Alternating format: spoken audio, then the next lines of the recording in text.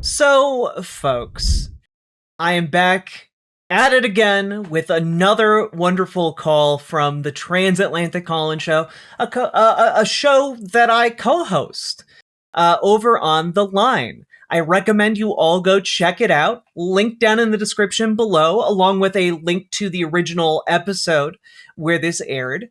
I'm a co-host on this show in this particular episode with Dr. Ben, wonderful, insightful, knowledgeable man. Go check it out.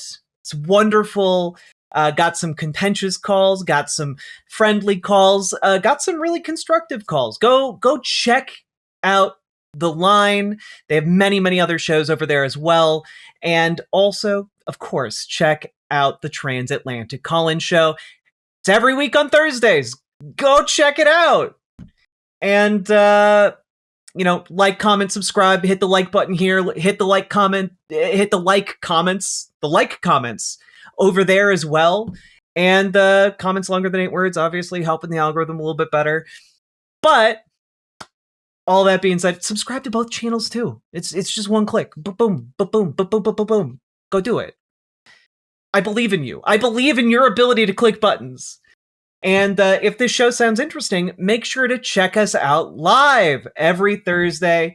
And also, if you got questions or you got comments or you got things you want to debate about trans people, call in. That's the entire point of the show. It is a call-in show where anything you want to ask about trans people is on the table. So go do that. And I hope you enjoy this call. Aiden, hello? Are you there? Oh, hello. Sorry. Ready? Hey, you're live on the line. What'd you like to talk about? I'm just questioning my gender and all that stuff, and online I've been trying to do like research and stuff like that, and there's just a lot of like people using the term gender, people using the term sex interchangeably, not using it. I don't know. I'm not sure if I'm articulating it very well, but they just kind of don't. It's not like there's a concrete, solid definition on them. So trying to like, I don't know, be fluid between those two is like hard, I guess. I don't know if that makes any sense. Yeah, I think just don't that, even know like what gender is or what sex is, and like what like I'm like questioning being trans. So I try to like wear I don't know, more feminine clothes or whatever, but I just don't really know what it means. Like I'm not sure. Yeah, I'm not sure how to put it in words really well, but yeah, I think there you're right. In a colloquial sense, like gender gets thrown around willy-nilly quite a bit. Sex, especially by conservatives, gets thrown around willy-nilly like crazy, yeah, and so it can be pretty confusing.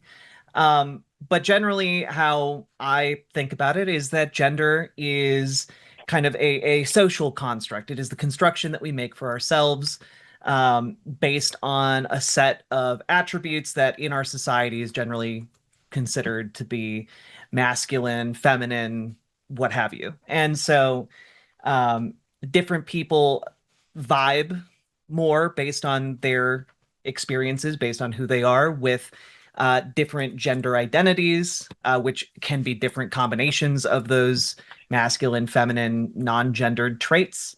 And right. so it does wind up being messy because social constructions do tend to be messy. They don't have those clean-cut lines. And then sex tends to be more of the what is typically been considered more hard coded, but as we have learned more about sex, it we learn that it's more and more variable than a lot of conservatives at the very least imagine. We Okay. could have a much more in depth conversation about that, of course, but Yeah. just as a general starting point, I think that might be helpful. Yeah. No, that's definitely helpful. Yeah. So I guess what I'm having trouble with is I'm a bit younger. I'm like 19, so I'm living with my parents right now, and I told them that I was like experimenting with all of this, and they're not like unsupportive or anything. They're fully like supportive and stuff. But I don't really think they even know what it is. So they like almost look at me weirdly when I wear more feminine clothes or I don't know, anything like that. And they're not like trying to be mean or anything. And I'm not really sure how to have a conversation, a productive conversation with them, because I don't want to like make them feel bad or anything. So I guess that will help me there. My next thing really was, how do I get over, I said, not being woman enough. That's not really a great way to put it, but I was rushing because the auto screener was beeping at me and stuff. But I wrote it as, how do I get over the feeling of not being woman enough? And by that I mean, how do I try to, I don't know. Sorry. Take your time.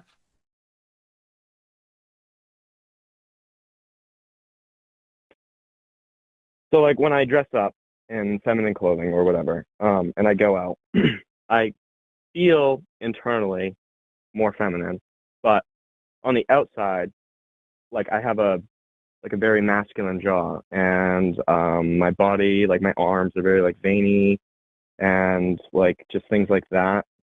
So I internally feel like a woman, but when I look at myself, there's this like cognitive dissonance maybe of just like this doesn't feel right, and I don't know how to get over that.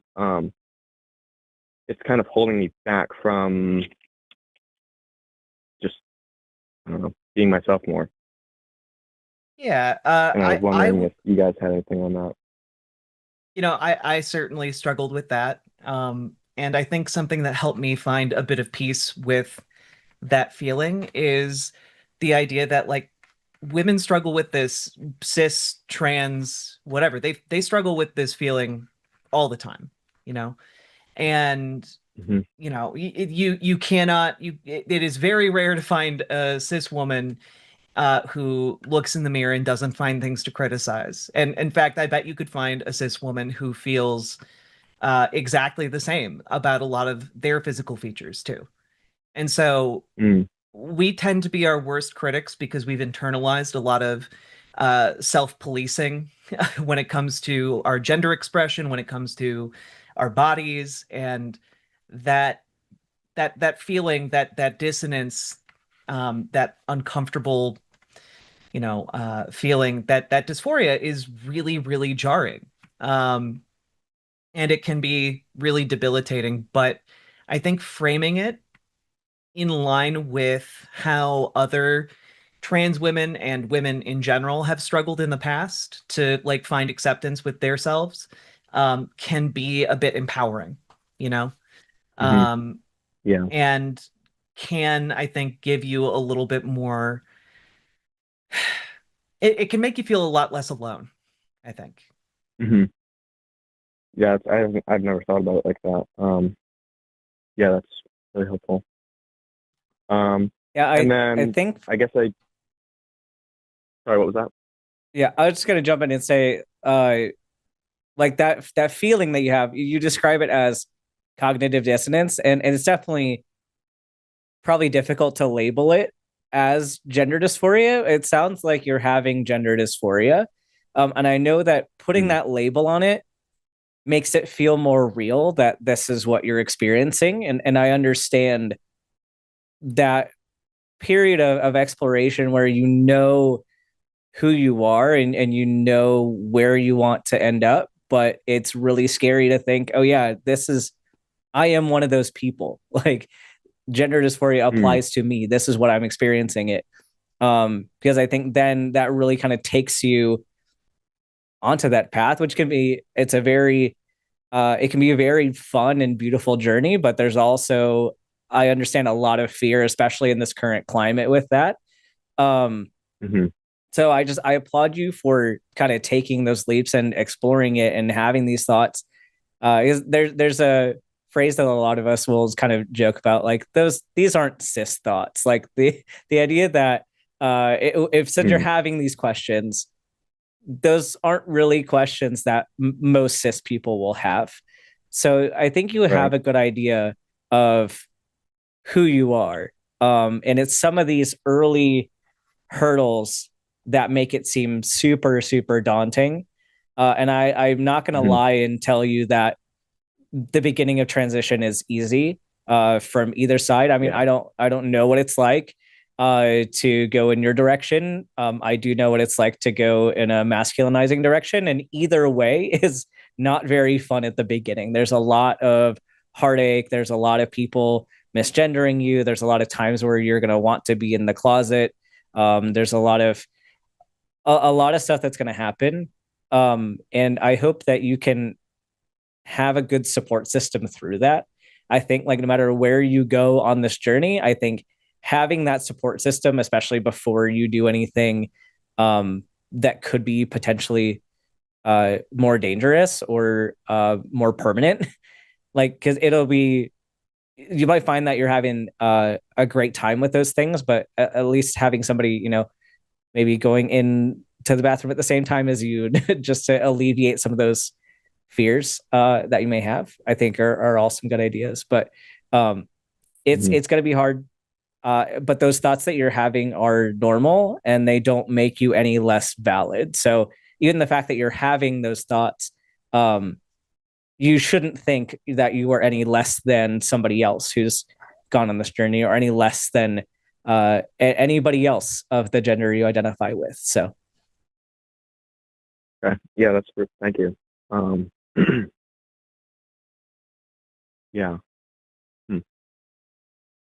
Well, thank you. What guys. other questions do you have? Sorry, I'm a bit nervous. I've never done this before. You're okay. I have one more question, and it's kind of relating to HRT, because I want to I'm looking into that. But I've heard there's a lot of kind of silly. I've heard there's a lot of needles in that, and that's like my number one fear in life, and it's really preventing me from even like going to the doctors, just because I don't want to have a needle in my body or anything. You don't have to. You don't have to necessarily. Different routes of medication will have kind of different onset, kind of different speed of transition, if you will. Oftentimes injectables work faster than some other methods, but each person's going to react differently. But especially for estrogen, there are so many more methods for estrogen than there are for testosterone. So you all kind of have a leg up on that. But you've got patches, you've got pills, you've got the needle.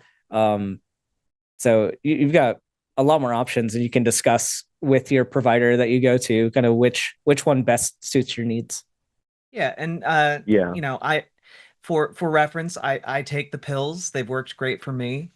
The one thing I will say is that like the one requirement for needles is just they'll want to do blood work just to make sure your levels are safe and there's no like kidney stuff going on, just periodically. But I've found I'm also not someone who's great with needles, and I've found just once you're in the chair, just looking away and letting them do their thing has worked pretty well for me. Just don't even look at the needle, and it's a lot easier to deal with. Yeah, I'm not sure what it is. Like my number one fear. I just got to work on that, I guess. But thank you guys. This was really helpful. Yeah, you're welcome, and good luck with my parents now and stuff. Thank you. Have a good day. Yeah, thanks for your call. Definitely call back in and give us some updates. We'd love to, or if you have any more questions too, we'd love to chat with you some more. Yeah. Cool. Thank you. Have a great rest of your day. You too. Well, here we are again. End of the episode. But you know what? It doesn't have to be the end of the calls that you watch, because you can click a link down in the description to the full episode where you can watch all of the calls all at once, some that may not have even come out yet on this channel. So go do that if you're interested. Otherwise, well, not otherwise. Also, hit the like button here. Leave a comment what you thought about the call down below here. Comments longer than 8 words really help. And also leave a comment over there, because comments help that show to grow too. And our goal is to grow both these shows.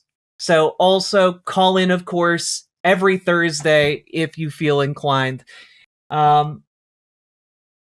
Yeah. Also, there's merch. I don't know that I've mentioned that there's merch yet. There's merch. If you look down below, there's merch and a Patreon for the line. Go check it out, and we could do more cool stuff.